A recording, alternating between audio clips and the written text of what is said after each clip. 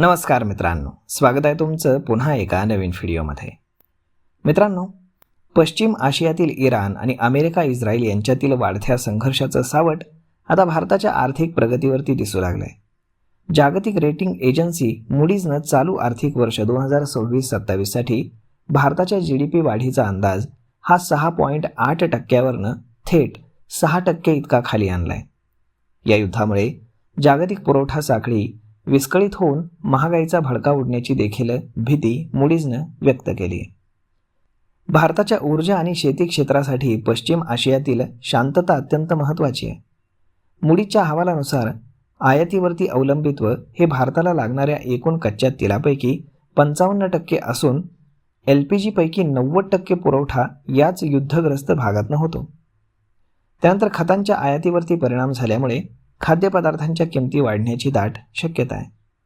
2025-26 मध्ये 2.4% असलेली सरासरी महागाई आता 4.8% जाण्याचा अंदाज आहे.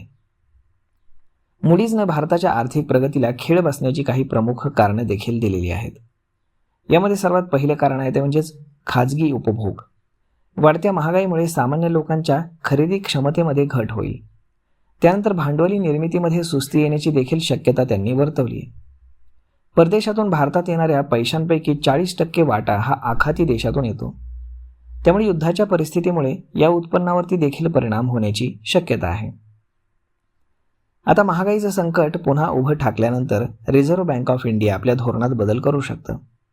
मूडीजच्या मते 2026-27 मध्ये RBI रेपो रेट स्थिर ठेवेल किंवा त्यात हळूहळू वाढ करेल. कर्ज स्वस्त होण्याची आशा असलेल्या ग्राहकांसाठी हा एक मोठा धक्का मानला जाऊ शकतो. केवळ मूडीजच नाही तर इतर जागतिक संस्थांनी देखील सावध पवित्रा घेतलाय.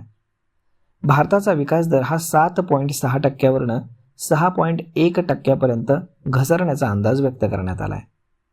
युद्ध 2026-27 पर्यंत खेचलं गेल्यास GDP 1% कमी होईल आणि महागाई 1.5% वाढेल. देशांतर्गत रेटिंग्ज एजन्सीजनं भारताचा विकास दर हा 6.5% राहील असं सांगितलंय. भारताच्या विकासदराचा स्पीड कमी होणार असं मूडीजनं यामध्ये वर्तवलेलं आहे. आणि या युद्धाचा फटका बसण्याची भीती देखील जगातल्या सगळ्या देशांसोबतच भारताला देखील आहे. तर मग मित्रांनो, यावरती आपलं मत काय? मूडीजचे जे अंदाज आहेत यावरती तुम्हाला काय वाटतं हे तुम्ही आम्हाला कमेंट करून सांगायला बिलकुल विसरू नका. आणि जर हा व्हिडिओ तुम्हाला आवडला असेल तर आपल्या जवळच्या मित्रमंडळींसोबत देखील हा व्हिडिओ तुम्ही शेअर करायला विसरू नका. धन्यवाद.